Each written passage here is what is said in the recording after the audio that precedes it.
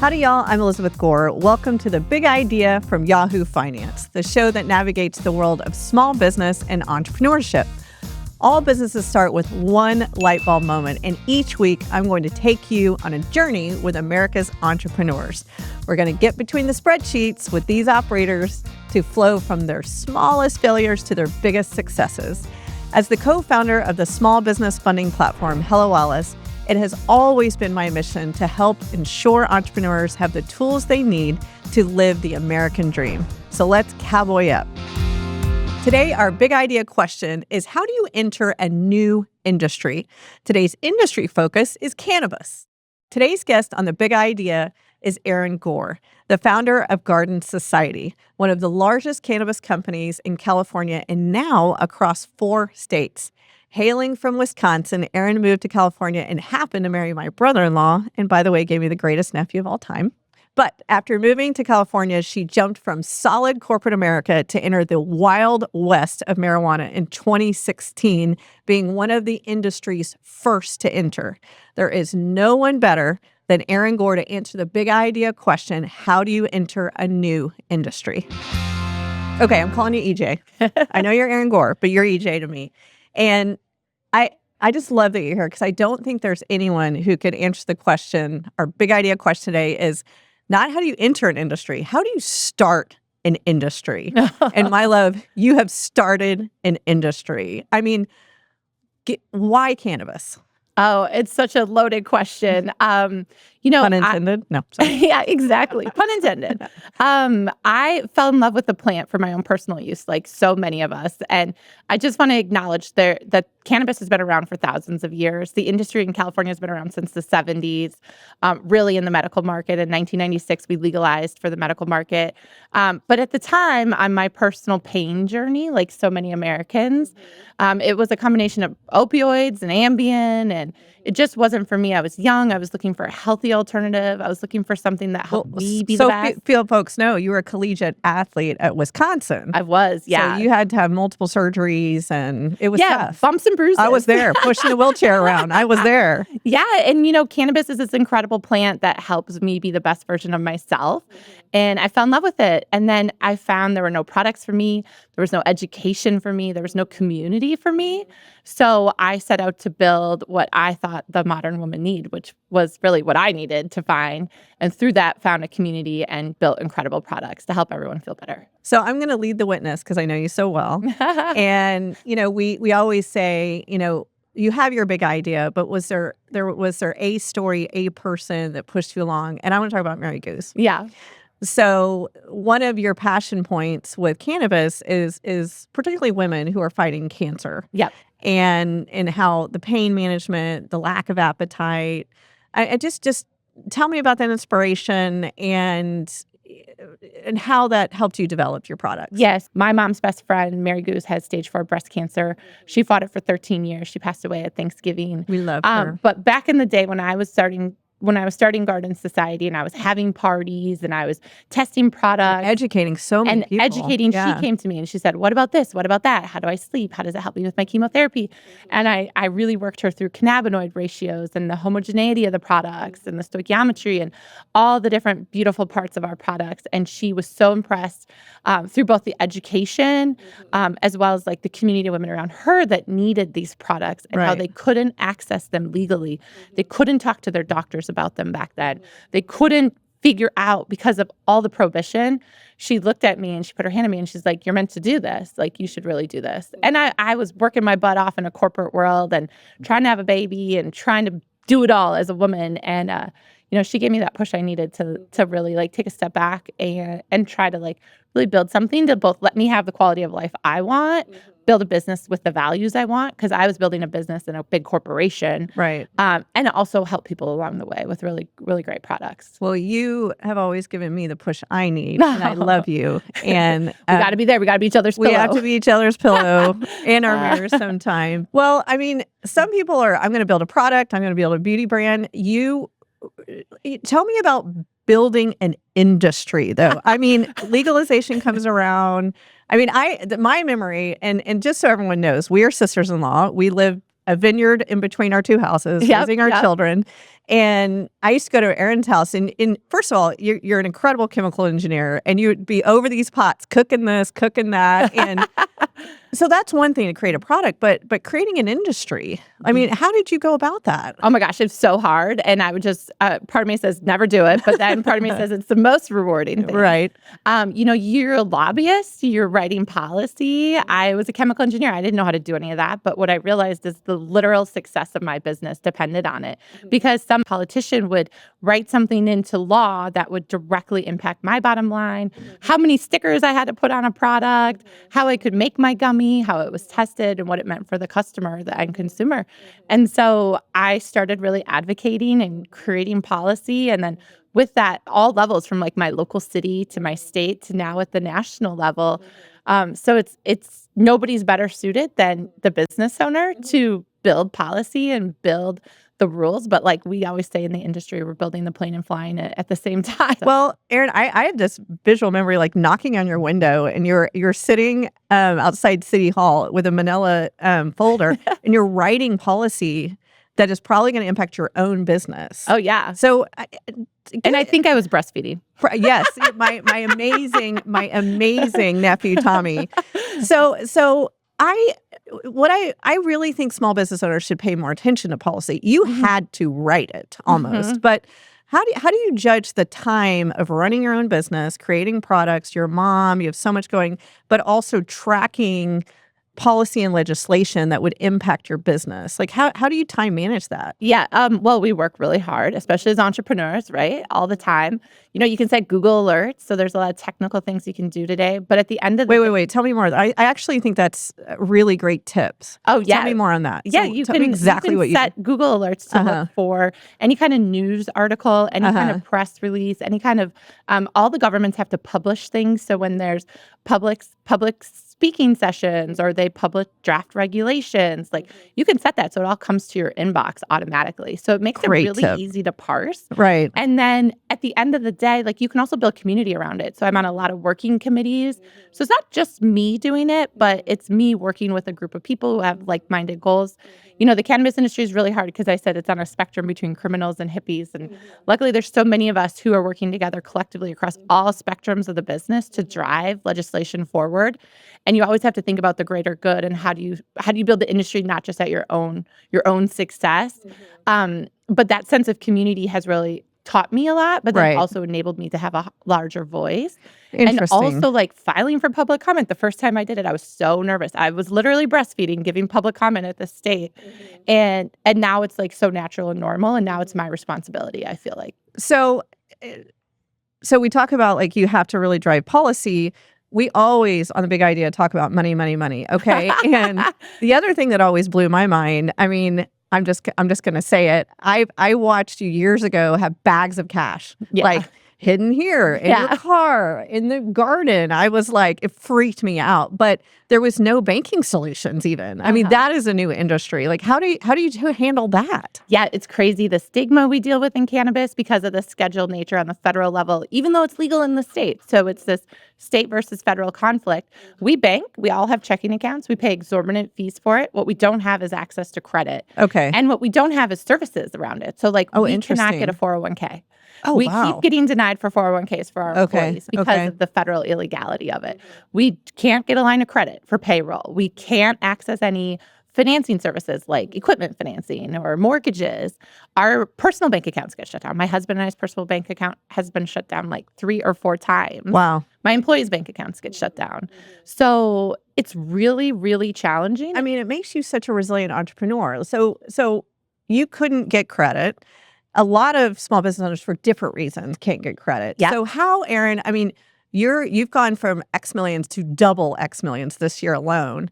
Yeah. And how did you grow without credit? Like, what is your financial advice to any industry entrepreneur? Yeah. Cash flow, baby. Yeah. Well, tell me more. Cash flow. Yeah. I think building a new industry and building a business, you have to be so resilient and creative and nimble. Okay. And I don't think people underestimate like how opportunistic and open to change you need to be. So in our business, we opened up different revenue channels by making product different ways for different brands, different distribution points, different products, even within our own branded products, different states, because they all created different revenue, different profitability, and really measuring that, analyzing it quickly, and then doubling down on what's working and not being afraid to stop what's not working. Erin, hold that thought. We got to do a quick break and we'll be right back.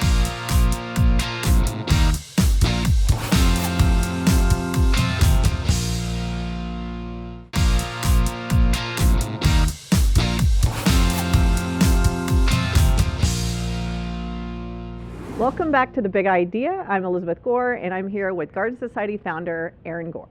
It's interesting because a lot of small business owners and entrepreneurs diversify a little later. And you, first of all, just so folks know, I mean, you are one of the largest cannabis brands in the state of California. You are now in 4 states, almost going to be in 4 states. Almost 4, yeah. That's an announcement that'll come. Yep.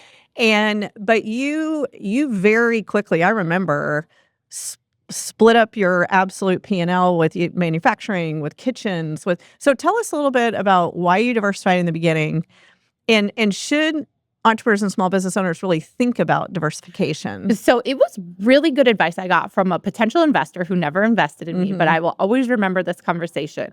He said, what is your cash-to-cash cycle time, and how do you measure that? What does that mean, cash-to-cash cycle time? So for our branded products here for Garden Society, we manufacture we have to buy everything we need to make the products up front. Cash on delivery. Okay. Because we're cannabis, nobody will lend to us or give us terms. Okay. So we spend all this money to buy all the ingredients. We pay for the labor. We make the product.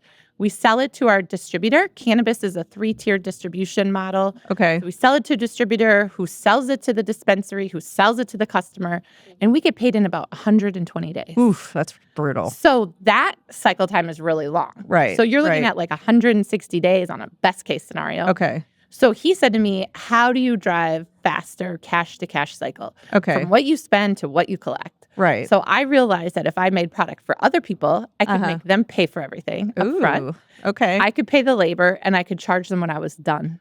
You want me to deliver it? I need to be paid. Okay. So I shortened my cash-to-cash cycle time, which covered my overhead. Wow. It allowed me to invest in my brand. But then I all of a sudden had different revenue channels that offset my business and put a lot of resiliency and cash flow and profitability into my business. It also allowed me to say I was bigger than I was, because all of a sudden I realized like I was really good and my team was really good at making things. And so we were making product for the biggest brands in the state. And so all of a sudden other dispensaries who maybe didn't like Garden Society because we were women owned or we were too small or whatever, we had cannabinoid ratios, more modern products. They would say, oh, but you make that? Okay. You made that? Oh, I'll buy your product now. Wow. So it was like a brand building exercise. Well, it's at the interesting. Same time. Well, you have B2B and then you have B2C, right? Right. And I'm curious, I just want to stay on this diversification because we're still in a tough economy, right? Yeah. And no one can predict the cycles we've been through lately, particularly small business owners. So that, does that diversification mean that when maybe people are buying less, but the manufacturing supports your cash flow, and then another time manufacturing is down, and so consumers are supporting? Is that the way it works? Yeah, exactly. That's exactly right. So like this year is really hard for receivables, like getting paid from other dispensaries, and we took a lot of plane crashes through the process in cannabis. Yeah. And so through the last few years, we've been able to invest in our brand, and our branded sales to customers is up almost 250%. Heck yeah, girl. So we actually decided I'm sorry. Just really quick.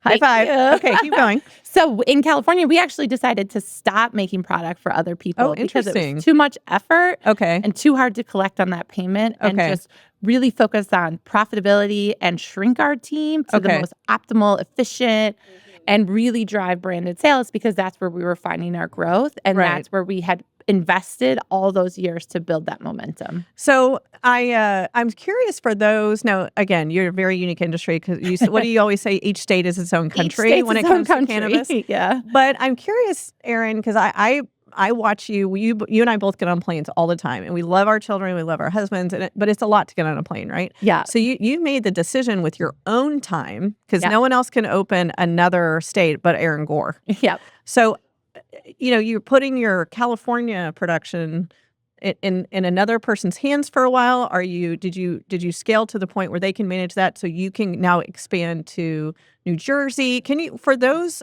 small business owners who are starting to scale? Yeah. Like, just talk about your time and when you decided, okay, this is running well enough. Yeah. So now I'm going to go expand into this area. Yeah. That only you, Erin, can do. Yeah. I did it with Ohio and it was rocky and we didn't do great. Ohio was our first market and there was a lot of learning. So when we went to New Jersey, we do a lot of reflecting. I think it's really important, especially new industry, fast growth, to carve time to say what worked and what didn't work. Okay. And how do I not repeat the same mistakes? And so like really being clear of like, this is what went wrong. Because you can figure out what went right. It's obvious, but what went wrong is more important to avoid. And then also hiring for those flexible skill sets in your leadership team. So I've been really conscious over the last few years to hire the right leadership team that could step in because there's no way I could do it all. Right. Like I have an incredible team. I actually think you can, but you're smart enough not to. I don't know. I have a great team. So like we got California stabilized and then my teammate Brooke stepped in. And so now she's running that. So I have full trust of her. Right. And so I can now focus on New Jersey. Yeah. We got Ohio settled. So like I think who you hire and I made mistakes to hire to title or to hire to resume. And what I've learned is it's so much more important to hire to those soft characteristics that make for a good number 2 or number 3, especially in a startup. Right. Nothing's harder than outgrowing your team because we're growing so fast. So like make sure you hire people that can grow with you. So team is essential to scale. Yeah. And allows you to go do what only you can do. Exactly. So I mean, you and I, oh my gosh, how many nights have we cried over the mistakes we've made and oh my Lord. The money owed. The money owed. And so, on the big idea, we talk about the dirty unicorn. What is the toughest mistake that you've learned from? I mean, and you and I have talked about a lot of them, but is there one that comes to mind you can share with our listeners that, was your top dirty unicorn? Yeah. I mean, I think it's really bad partnerships. Like it might be good at the start, but like you have to really listen to your gut and listen to yourself and be capable of saying no. Like my hardest business situations, financially, effort, emotional, all of it were because of bad partnerships. Really? And whether I set a bad deal in place or I worked with assholes or, like financial implications. And so I look back on it and it's like, I knew that was bad. Yeah. But I was like beholden to the money or wanted to push through or ego or whatever. And so like my, like from a like what not to do, it's like really partnerships are so hard, especially in cannabis. And there's so many partnerships because every state's its own marketplace, right? And for Garden Society, we have all of our stakeholders from policymakers to customers to retailers. Right. So like if it's not good for you and the business, don't do it. That's great advice. And what I always, when people think they're in a tough industry, all I can think of is my sweet sister-in-law, EJ, because you have things happen to you. And I'm going to bring this up because 2/3 of counties in the United States right now have had some kind of natural disaster. So small business owners, no matter how good they're planning, they get hit with something. I've seen you get through 3 major fires. Yep. And then also things that you could never plan. I remember, I'll never forget this. You had just finishing packaging all your new SKUs. They changed one law and you had to throw out like over $100,000 in packaging. I'll never forget that. These are the types of things you can't plan for. And so I'd love to how do you navigate the business through something like this, but also you personally? Yeah. Actually, I heard from a personal point of view at a Hello Alice conference back in the day, every entrepreneur needs a mirror and a pillow, a place to be honest with yourself. I think and a place. Great Melissa Bradley said Yes, that. it is. A place to rest your head. And honestly, that's how I've gotten through it. I've had a mirror and a pillow because like it's been so hard. Yeah. And on top of that, then you have in cannabis, you have no bankruptcy protection. So you have customers go out of business. And like I had my distributor unexpected in 3 days go out of business and owe me almost $500,000. And I don't have credit. I'm dependent on that cash to pay my payroll, pay my employees. I can't go to a bank and ask for help. I'm only dependent on like investor contributions, right? Raising capital that way. And so like we've gone through a lot. And I think like really building resiliency, building some like wellness practices of like meditation and gratitude practice. I'm grateful every day I get to do cannabis for a living and make these incredible products with this incredible team. And I just think like you just have to be prepared to be flexible because COVID, we were not considered essential. So we had to close our factories for COVID. Then we got considered essential. Then we had to build all new policy and regulations around COVID. Think you were essential during COVID. But it was just wild. It's just like the extreme volatility in cannabis. Yeah. And around every turn, something goes wrong. Yeah. You know, and so that's just where like you have to really, really love it. So, Erin, our big idea question today is, how do you enter an industry? What are your tips? Well, for a new industry, I think you really need to understand that industry. I think you really, really need to have a passion for it, because it's going to be so hard if you're building an industry and building a business. I mean, building a business is hard enough, let alone writing policy and regulations. And then I think you really need to understand what's your point of differentiation, because a lot of people think, oh, I have this great idea, but it's been done or it's there and it's different. So like really understand why you're distinct and different and how you're going to succeed, and then drive those values forward, and not be afraid to like we talked about, be a lobbyist. You manage investor relations, you manage a team, manage products. You really have to be willing to do it all, especially in a new industry. And then make the jump. But Erin, thank you for coming on The Big Idea. I love you. I'm so proud of you. And congrats on Garden Society. Thank you so much. Yeah. At the end of each episode, I like to give a shout out to a small business who is doing amazing work. In honor of Erin Gore's commitment to women's health, I am excited to shout out Whiskey River Soap and Candle Company from Newark, Ohio. This one says F Cancer. Other favorite soaps of theirs is everything from My Personal Space, Hot Moms, Day Drinking, and my personal favorite, Soap for Hangovers. Find them at whiskeyriversoap.com. Thank you, Erin Gore, for coming to our show. And thanks to all of you for joining us. We hoped you learned a lot. This was The Big Idea from Yahoo Finance. Watch us every week on your favorite streaming service. Find videos at yahoofinance.com and listen wherever you get your podcasts. And if you follow on Amazon Music, just ask Alexa to play The Big Idea. You can also come say howdy to me on any of my social channels at Elizabeth Gore USA. I'm Elizabeth Gore, and as my grandmother always said, hold your head up high and give them hell. See you next time.